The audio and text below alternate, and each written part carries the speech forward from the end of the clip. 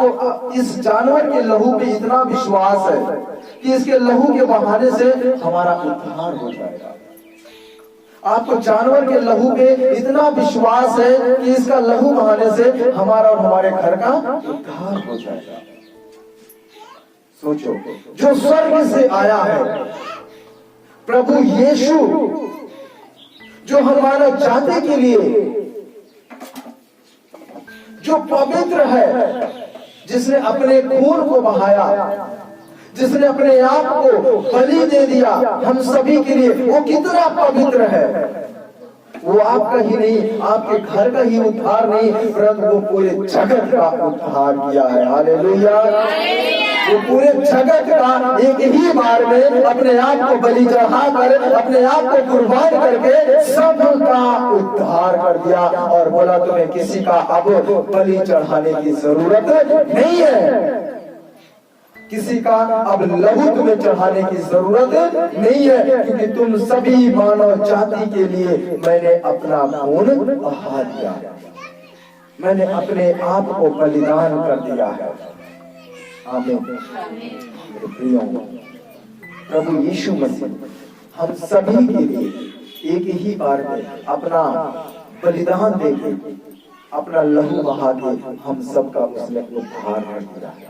बस आपको विश्वास करना है प्रभु यीशु मसीह के ऊपर कि प्रभु ने हमारे लिए अपना लहू बहाया और हमारे पापों को उठा लिया और हमारा उद्धार किया। आमीन। मेरे प्रियो, आज का जो वचन है हम देखेंगे कि प्रभु यीशु मसीह सूली पर चढ़ाए जाने से पहले प्रभु यीशु मसीह ने 7 वाणियां बोली हैं। कितनी वाणी? 7 वाणियां बोली हैं। जब प्रभु यीशु मसीह दर्द में था, जब प्रभु यीशु मसीह एक भयानक पीड़ा से गुजर रहे थे, तब प्रभु यीशु मसीह ने 7 वाणी बोली। और आपको उन 7 वाणियों को ध्यान से सुनना है कि प्रभु यीशु मसीह उस दर्द के और भयानक दिन में, समय में, कि प्रभु ने वो 7 वाणी क्यों बोली। आमीन। मेरे प्रियो, आज आना चाहिए थे बहुत सारे लोगों को, क्योंकि जरूरी था, मैं बोला भी था, लेकिन इस बात को वो नहीं समझे। आज उद्धार का दिन है। आज प्रभु आपके दुखों को, आपके पापों को अपने ऊपर उठाने वाला दिन है। आमीन। आज बहुत सारे लोगों ने आज के दिन को मिस कर दिया है। आए हम पढ़ेंगे लूका 23 का 34। लूका 23 का 34 लिखा है, तब यीशु ने कहा, हे पिता, इन्हें क्षमा कर, क्योंकि ये जानते नहीं कि क्या कर रहे हैं। और उन्होंने चिट्ठियां डालकर उसके कपड़े बांट दिए। मेरे प्रियो, प्रभु यीशु मसीह को हम देखते हैं कि क्रूस पर प्रभु यीशु मसीह को लटकाया गया है और इतना पीड़ा से, इतना दर्द से प्रभु यीशु मसीह गुजर रहा है। और लोग प्रभु यीशु मसीह को देखकर, यहूदी लोग प्रभु यीशु मसीह को देखकर प्रभु यीशु मसीह का मजाक उड़ा रहे हैं। और प्रभु यीशु मसीह ये नहीं कि बस अभी अभी क्रूस पे चढ़ाया गया है, अभी अभी प्रभु यीशु मसीह को दर्द होना शुरू हुआ है। नहीं, हम देखते हैं कि प्रभु यीशु मसीह को कब से ताड़नाएं दी जा रही हैं। प्रभु यीशु मसीह को पकड़ा गया, लोगों ने बहुत सारी बातें की, तरह तरह की प्रभु यीशु मसीह के ऊपर दोष लगाया। क्या ये दर्द नहीं था? लोग प्रभु यीशु मसीह की बुराइयां कर रहे हैं, क्या ये उस वक्त दर्द नहीं था?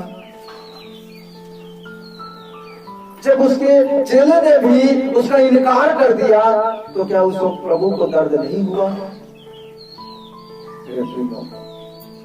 हम देखते हैं जब प्रभु यीशु मसीह को 39 कोड़े लगाए गए, अभी क्रूस पर प्रभु यीशु मसीह नहीं चढ़ाया गया है, 39 कोड़े लगाए गए। हर कोड़े में जब उसके ऊपर पड़ता था तो प्रभु यीशु मसीह के चमड़े को भी वो बाहर खींच लाता था।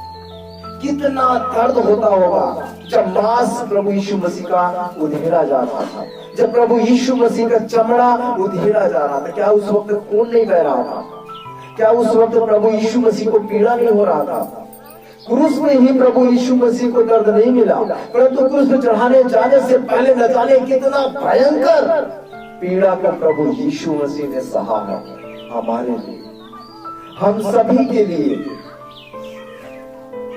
हम सभी के लिए। क्या ये दर्द नहीं था? प्रभु यीशु मसीह को इतना वजन क्रूस प्रभु यीशु मसीह के ऊपर लाद दिया और उसको बोला कि तू जिसको लेके चल। न जाने कितना दूर प्रभु यीशु मसीह अपने से कई गुना ज्यादा वजन क्रूस को उठाकर प्रभु यीशु मसीह लेके जा रहा है। प्रभु यीशु मसीह उसको घसीटते हुए लेके जा रहा, उठाते हुए लेके जा रहा है। क्या ये दर्द नहीं है? क्या ये पीड़ा नहीं है? कितना प्रभु यीशु मसीह ने हम मनुष्यों के लिए, हम मानव जाति के लिए प्रभु यीशु मसीह ने पीड़ा को उठाया है, दर्द को उठाया है। कितना बड़ा बोझ को प्रभु यीशु मसीह ने अपने ऊपर उठाया है। क्या ये दर्द नहीं था प्रभु को? क्या प्रभु यीशु मसीह को दर्द नहीं हो रहा था? लोग प्रभु यीशु मसीह के हाथों में कीले ठोक रहे हैं। क्या प्रभु यीशु मसीह को दर्द नहीं हो रहा होगा? प्रभु यीशु मसीह के पैरों में कीले ठोक रहे हैं। क्या प्रभु यीशु मसीह को दर्द नहीं हो रहा है? प्रभु यीशु मसीह के सर में कांटों का गुच्छा पहना दिया, ताज पहना दिया। क्या प्रभु यीशु मसीह को दर्द नहीं हो रहा है? ये सारी दर्द, ये सारा हमें मिलना चाहिए था, क्योंकि हम इसके लायक हैं। हमारे बुरे काम है। वो तो पाप को जानता भी नहीं था कि पाप होता क्या है। कभी अपने लाइफ में, अपने जीवन में उसने एक छोटा सा पाप नहीं किया, उसके बावजूद भी वो पापी बन गया। हम सारे लोगों का, पूरे मानव जाति का पाप को उसने अपने ऊपर उठा लिया। इसके बावजूद भी प्रभु यीशु मसीह ने लोगों को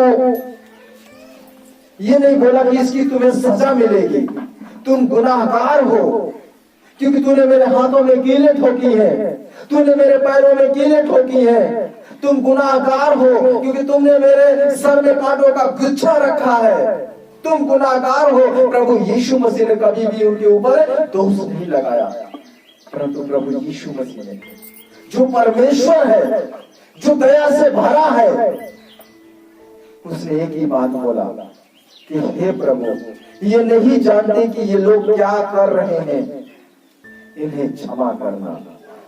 प्रभु ने क्या बोला कि हे पिता, ये लोग नहीं जानते कि ये क्या कर रहे हैं, इन्हें क्षमा करना।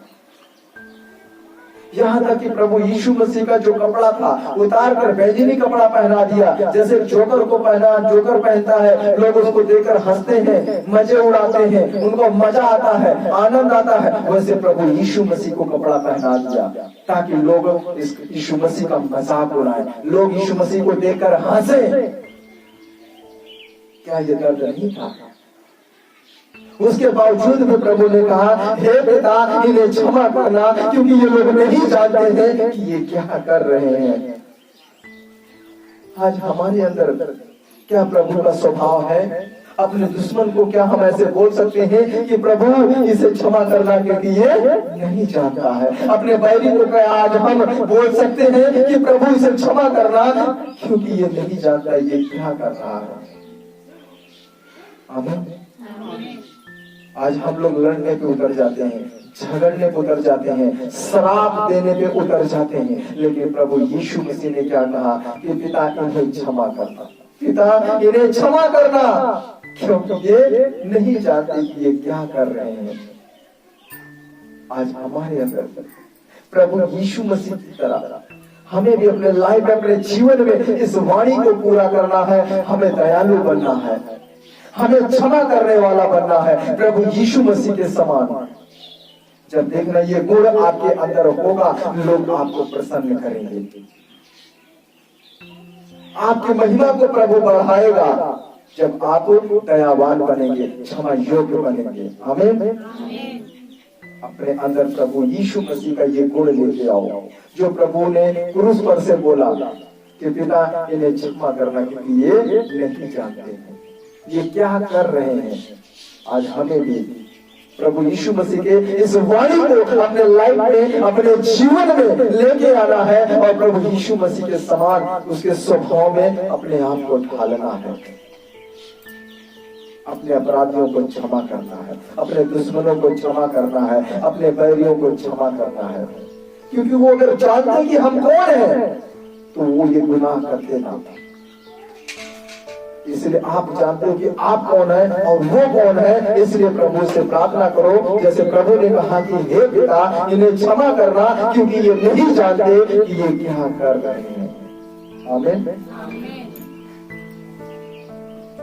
ये प्रभु यीशु मसीह का पहला वचन है जो प्रभु यीशु मसीह ने क्रूस के ऊपर से ये वाणी की, हे पिता इन्हें क्षमा करना क्योंकि ये नहीं जानते। और ये बहुत ही गंभीर बात है जिसको समझना हमारे लिए बहुत जरूरी है। आमीन। मेरे प्रियो, आगे हम पढ़ते हैं दूसरी वाणी प्रभु यीशु मसीह ने क्रूस के ऊपर से बोली।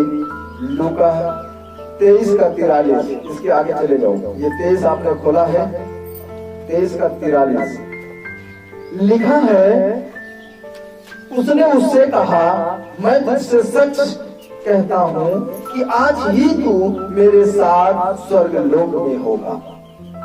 प्रभु यीशु मसीह यहाँ पे हम देखते हैं कि एक चोर से बातें कर रही हैं और चोर को प्रभु यीशु मसीह बोलते हैं कि मैं तुझसे सच कहता हूं कि तू आज ही मेरे साथ स्वर्ग लोक में होगा।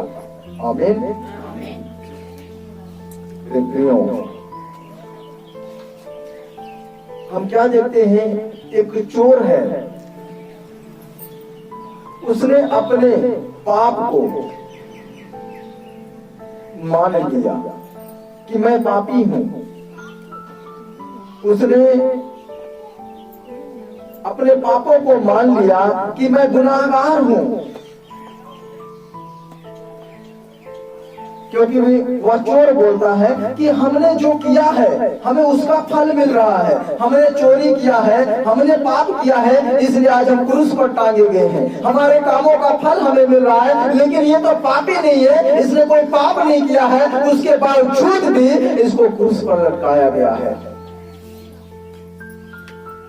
इसने तो कोई गुनाह नहीं किया, फिर क्यों इसको क्रूस पर लटकाया गया है?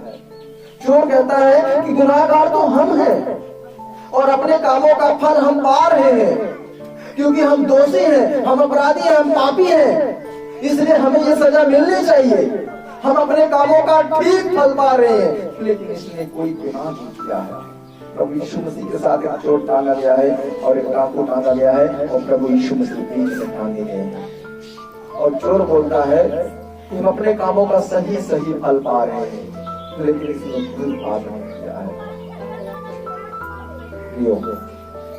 हम देखते हैं कि चोर जो है अपने पापों का अंगीकार करता है, वो कहता है कि हम अपने पापों का सही फल पा रहे हैं, कि जो हमने काम किया है बुरा उसका फल हमें मिल रहा है, उसकी सजा हमें मिल रही है, क्योंकि पाप की मंजूरी तो मृत्यु है। और वो कहता है कि जो मैंने पाप किया वो उसका फल मुझे मिल रहा है, मृत्यु मुझे मिल रही है। चोर को हम देखते हैं कि उसने अपने आप को क्या किया, पाप को मान लिया, अंगीकार किया कि प्रभु मैं अपने कामों का सही फल पा रहा हूं। आज हमें भी ऐसे ही, हम सभी लोगों को, सभी भक्तों को भी अपने पाप को मान लेना है, अपने पापों को मानना है प्रभु के सामने कि प्रभु मैं पापी हूं उस चोर के समान, प्रभु मैं गुनाहगार हूं उस चोर के समान, प्रभु तेरे दृष्टि में मैंने बुरे काम किए हैं, उस चोर के समान आप भी अपने पापों को मान लो। आमीन। इसलिए चोर विश्वास करता है प्रभु यीशु मसीह के ऊपर, क्योंकि चोर जानता है कि ये प्रभु यीशु हमें हमारे पापों से बचा लेगा। अपने पापों को मान लेता है प्रभु यीशु मसीह के सामने। आज लोग अपने पापों को नहीं मान पाते हैं, अपने पाप को छुपाए जाते हैं। उस छुपाने के चक्कर में न जाने कितने और पाप करते जाते हैं। एक झूठ को छुपाने के चक्कर में न जाने कितने और झूठ बोलते चले जाते हैं। वो पाप पे पाप करते जाते हैं। और चोर ने अपने गुनाह को, अपने पाप को प्रभु के सामने मान लिया।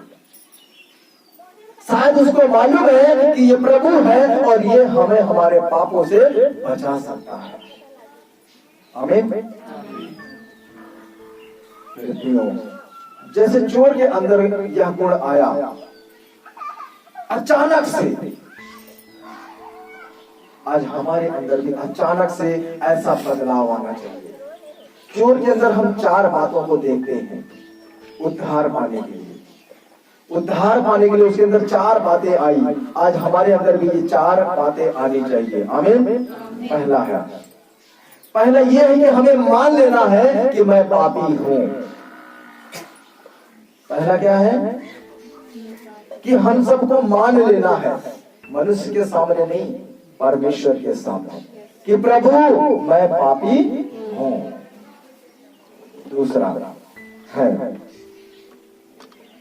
मानना है कि हम सजा के हकदार हैं।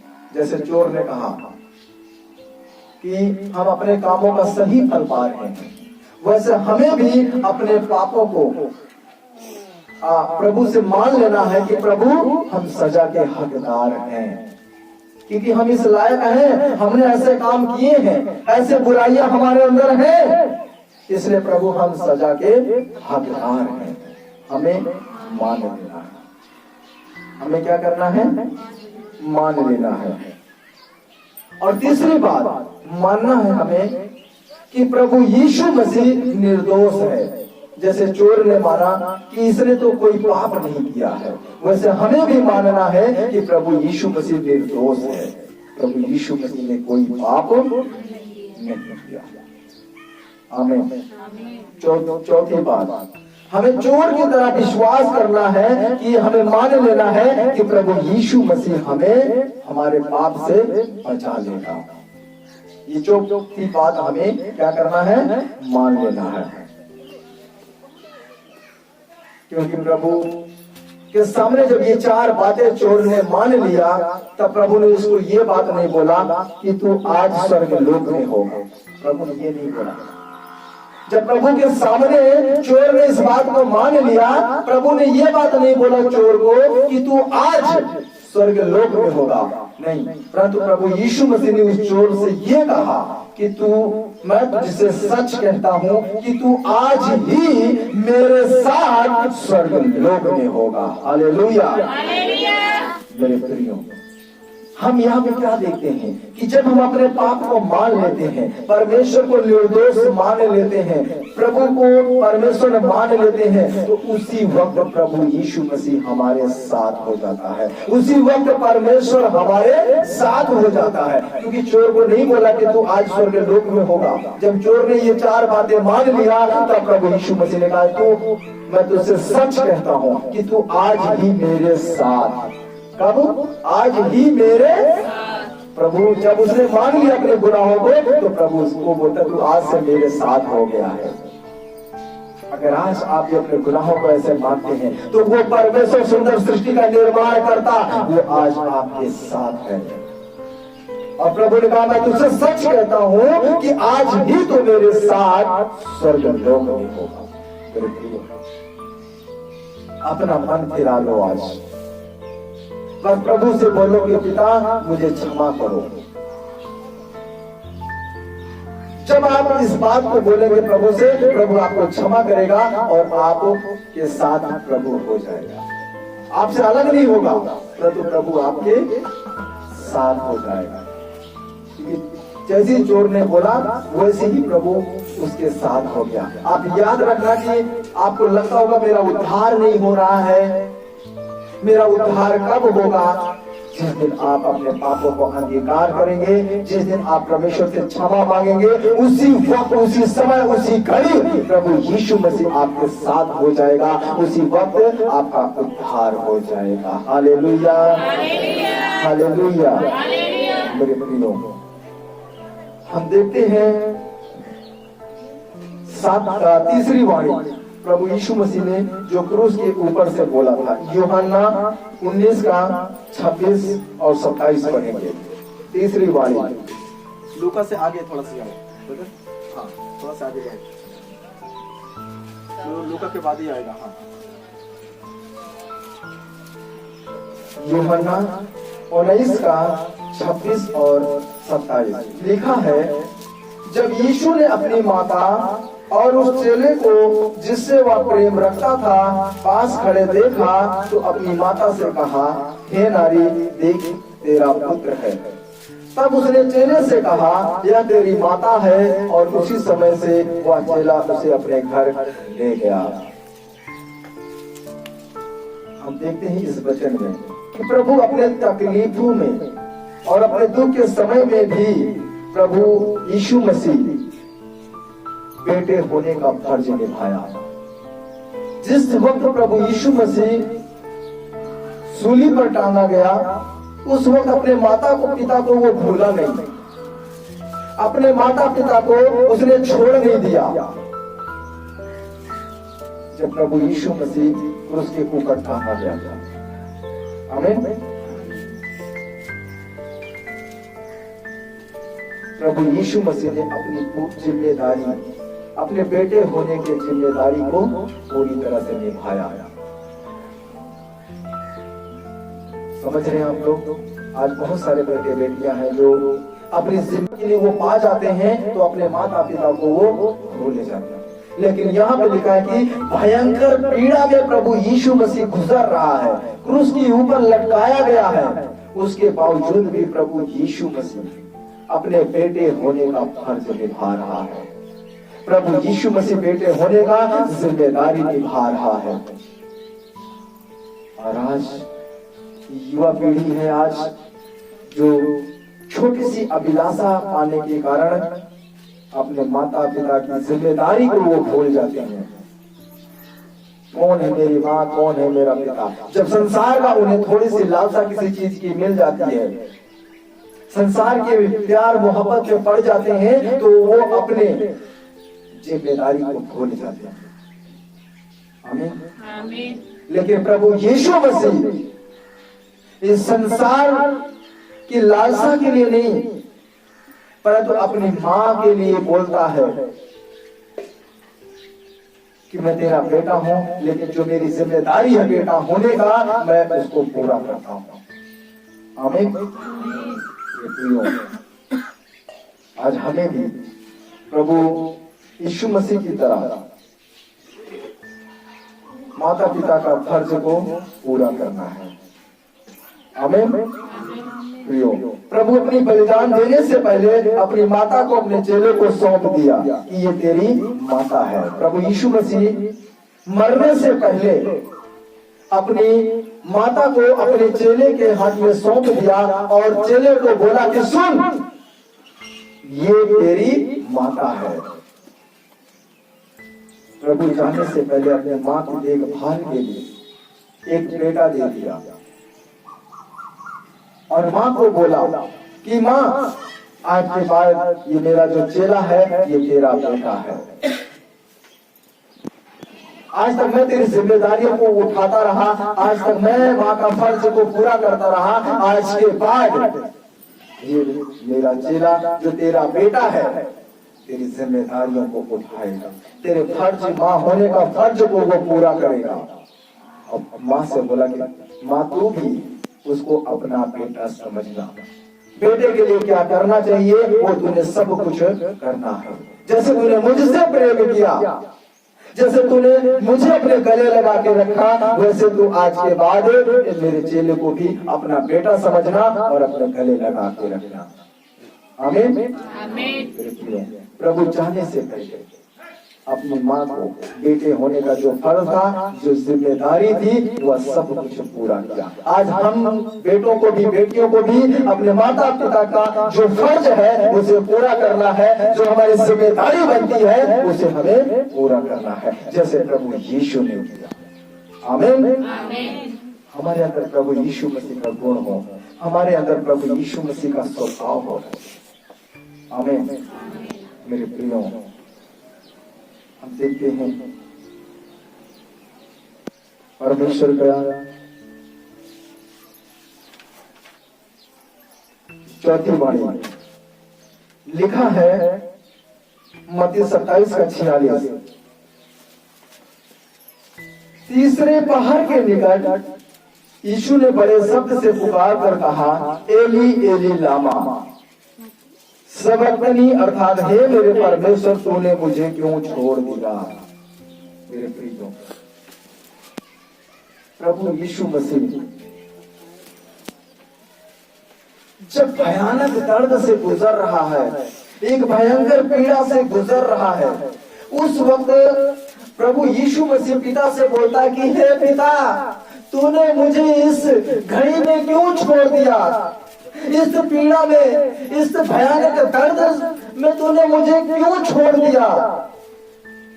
मेरे प्रियो, परमेश्वर हमेशा, पिता हमेशा पुत्र के साथ था, लेकिन आज जब पुत्र के ऊपर इतना बड़ा भयंकर समय आया, इतना बड़ा दर्द का दिन आया, जब प्रभु यीशु मसीह दर्द और पीड़ा के भयंकर से गुजर रहा है, तो पिता ने भी प्रभु का साथ छोड़ दिया और बोलता है प्रभु कि हे पिता, तूने मुझे क्यों छोड़ दिया, मेरी गलती क्या है, तूने स्वर्ग से मुझे इस पृथ्वी पर भेजा, मैंने मेरी आज्ञा को माना, मैं चला आया, फिर तूने मुझे क्यों छोड़ दिया, तूने मुझे क्यों छोड़ दिया। लोगों के गुनाहों को मैंने अपने ऊपर ले लिया, इतनी भयंकर पीड़ा को मैंने अपने ऊपर ले लिया, फिर तूने मुझे क्यों छोड़ दिया। जो शुभ समाचार तू मुझे सुनाने के लिए भेजा था, जिसका प्रचार देने के लिए तूने मुझे भेजा था, जो उपदेश लोगों को सुनाने के लिए तूने मुझे भेजा था, मैंने उसे पूरा किया, फिर तूने मुझे क्यों छोड़ दिया, मुझे तूने क्यों छोड़ दिया। ऐसा मैंने कौन सा गुनाह किया, ऐसा मैंने कौन सा गलत काम कर दिया, ऐसा मैंने कौन सा पाप किया जो तूने मुझे छोड़ दिया, मुझे क्यों छोड़ दिया। प्रभु यीशु मसीह पीड़ा में है, भयंकर दर्द में है, और प्रभु यीशु मसीह के आंखों से खून के आंसू बह रहे हैं, और प्रभु यीशु मसीह से पिता से कहता है, प्रभु तूने मुझे क्यों छोड़ दिया, तेरी आज्ञा को तो मैंने पूरा किया, जो कुछ तूने कहा मैंने सब कुछ पूरा किया, फिर तूने मुझे क्यों छोड़ दिया, तूने मुझे क्यों छोड़ दिया। मेरे प्रियो, ये प्रभु यीशु मसीह के अंदर एक फीलिंग आई, और जो प्रभु पिता से सवाल करता है कि तूने मुझे क्यों छोड़ दिया। प्रभु जो बोल रहे हैं इसके पीछे का मतलब क्या है। प्रभु यीशु निष्पाप है, प्रभु ने कोई पाप नहीं किया, प्रभु यीशु मसीह पवित्र है। प्रभु कहता मैं पवित्र हूँ पिता, फिर तूने मुझे क्यों छोड़ दिया। प्रभु ने एक भी पाप नहीं किया, फिर भी पिता ने उसे छोड़ दिया। पिता की ये इच्छा थी कि यीशु मसीह क्रूस पर चढ़ाया जाए। परमेश्वर की क्या थी इच्छा थी, यीशु मसीह क्रूस पर, ताकि पूरी मानव जाति उद्धार पाए। हालेलुया। कि ये के बलि चढ़ने के द्वारा पूरी मानव जाति क्या पाए, उद्धार। ये परमेश्वर की इच्छा थी, ये पिता की इच्छा थी कि अगर एक मेरा बेटा बलिदान हो रहा है, पूरा मानव जाति इसके द्वारा उद्धार पा रही है, तो पिता ने उसको छोड़ दिया। अगर मेरा एक बेटा जाता है और इतने सारे पूरी मानव जाति मेरा बेटा है, मेरी बेटी है, वो उद्धार पा रहा है, मेरे बेटे को कुर्बान होने दो। आमीन। मेरे प्रिय, प्रभु यीशु मसीह के ऊपर पाप का बोझ लाद दिया और पाप के बोझ लदे होने के कारण प्रभु बोलते हैं कि पिता तूने मुझे क्यों छोड़ दिया। प्रभु यीशु मसीह के ऊपर कौन सा बोझ लाद दिया? पाप का बोझ लाद दिया। प्रभु यीशु मसीह के ऊपर पाप का बोझ लाद दिया और इतना वजन था, इतना पीड़ादायक था, इतना दर्दनाक था, इतना भयंकर था।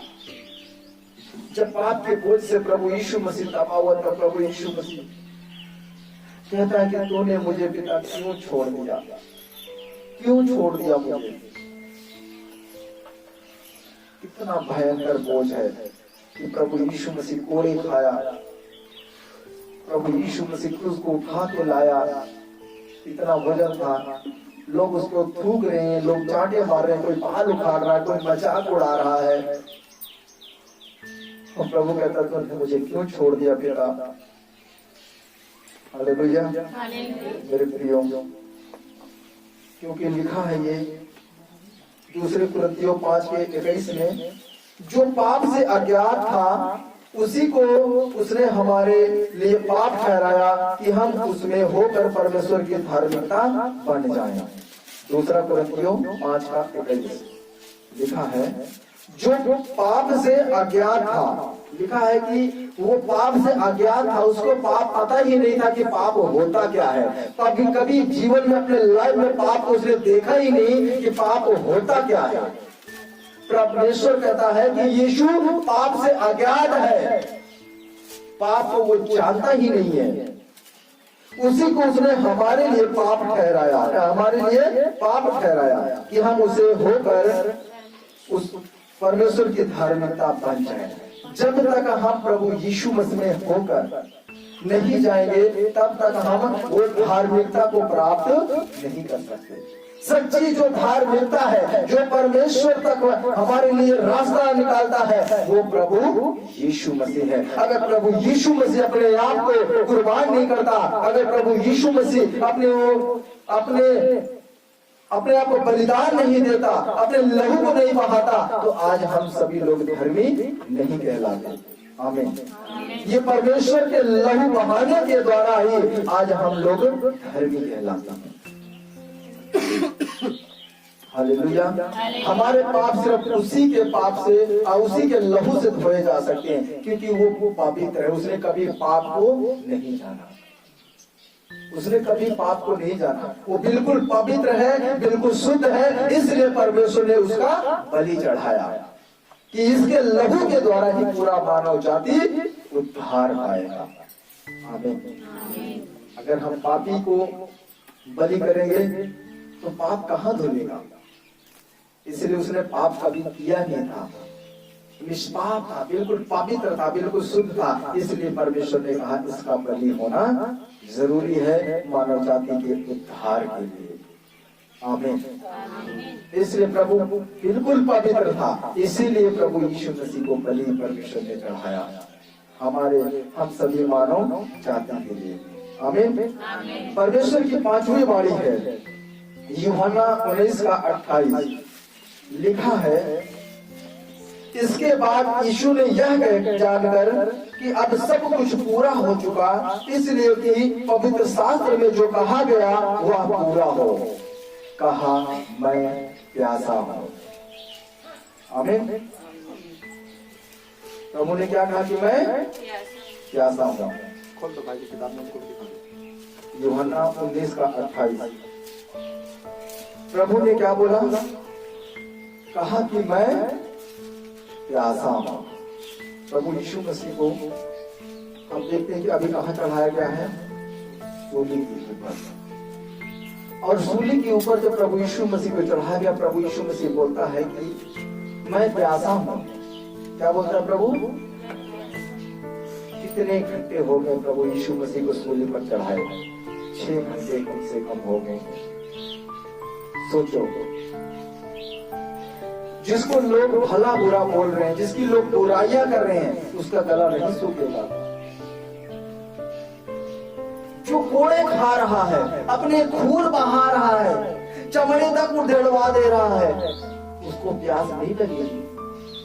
जो इतना बड़ा बोझ और उसको उठाकर इतनी लंबी रास्ता तय कर रहा है, चढ़ाई चढ़ रहा है, उसको प्यास नहीं लगेगी। हाथों में उसके कीलें ठोक दी गई है, खून बह रहा है, खून उसके हाथों से टपक रहा है, शरीर का, उसके बदन का खून निकलता जा रहा है, हाथ से, पैर से, सर से सारा खून उसका निकलता जा रहा है, उसको प्यास नहीं लगेगी। उसको प्यास लगेगी। शरीर से, उसके बदन से उसका खून बह रहा है, और थोड़ी देर नहीं हुआ, लगभग 6-7 घंटे से उसका खून निकल रहा है, उसको प्यास नहीं लगेगी। प्रभु बोलता है, पिता, वो जो भविष्यवाणी हुई थी, जो पवित्र शास्त्र में लिखा था, वो सब कुछ मैं पूरा कर दिया हूं, अब मैं प्यासा हूं।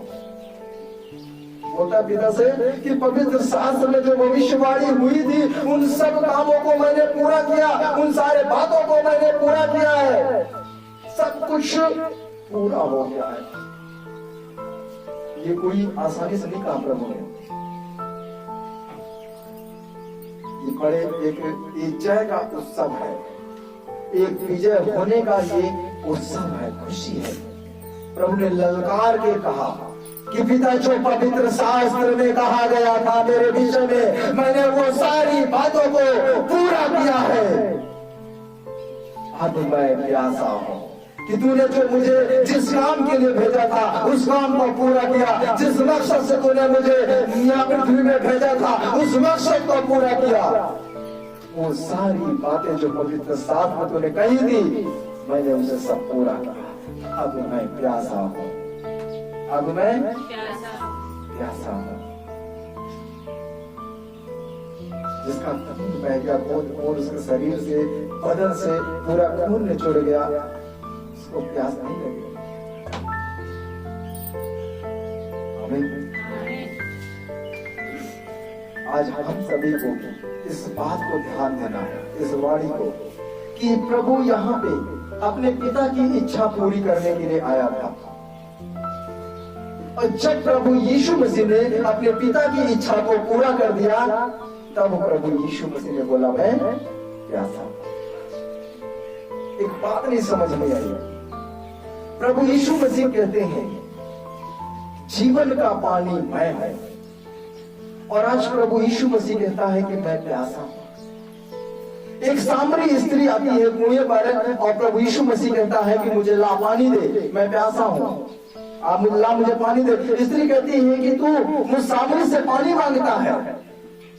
प्रभु ने कहा, अगर तू मुझसे मांगती तो मैं तुझे जीवन का जल देता। प्रभु ने कहा, यदि तू मुझसे मांगती तो मैं तुझे जीवन का जल देता। तो यहाँ तो प्रभु खुद पानी मांग रहा है, और एक स्त्री को बोलता है, अगर तू मुझसे मांगती तो मैं तुझे जीवन का जल देता। आमीन। ये कैसे हो गया? ये कहां से, कैसे हुआ? मेरे प्रियो, 29 में लिखा है, वहां सिरके से भरा हुआ एक बर्तन रखा था, अतः उन्होंने सिरके में भिगोए हुए स्पंज को जूफे पर रखकर उसके मुंह से लगाया। जब यीशु ने वह सिरका लिया तो कहा, पूरा हुआ, और सिर झुकाकर प्राण त्याग दिए। प्रभु ने तब तक प्राण नहीं त्यागा, प्रभु की जान तब तक नहीं निकली जब तक प्रभु ने खुद इजाजत नहीं दिया। मौत भी इजाजत मांगती है प्रभु से कि प्रभु, क्या मैं आपके पास आ जाऊं? इतना समय से, इतने घंटे से प्रभु टांगा हुआ है धूप में, पूरा बदन से खून बह चुका है, लेकिन मौत की हिम्मत नहीं है कि आगे प्रभु यीशु मसीह के सामने खड़ी हो जाए। मौत को भी प्रभु यीशु मसीह से परमिशन लेनी पड़ती है, मौत को भी प्रभु यीशु मसीह से इजाजत लेनी पड़ती है। क्या मैं अब आ सकता हूं? आमीन। प्रभु यीशु मसीह से इजाजत लेनी पड़ती है मौत को भी, क्योंकि प्रभु ने तब तक प्राण नहीं त्यागा जब तक सारी बातें पूरी नहीं होगी। आमीन। प्रियो, इस समय प्रभु यीशु क्रूस पर अथाह दर्द और पीड़ा का सामना कर रहे हैं, और इस परिस्थिति में प्रभु प्यासे हैं और पुकार कर कहते हैं मैं प्यासा हूं। ये कैसे संभव हो सकता है कि परमेश्वर का पुत्र प्यासा हो जाए? ये कैसे संभव हो सकता है? जो मसीह स्वयं जल का दाता है, जीवन का पानी है, वो कैसे प्यासा हो सकता है? आमीन। प्रियो,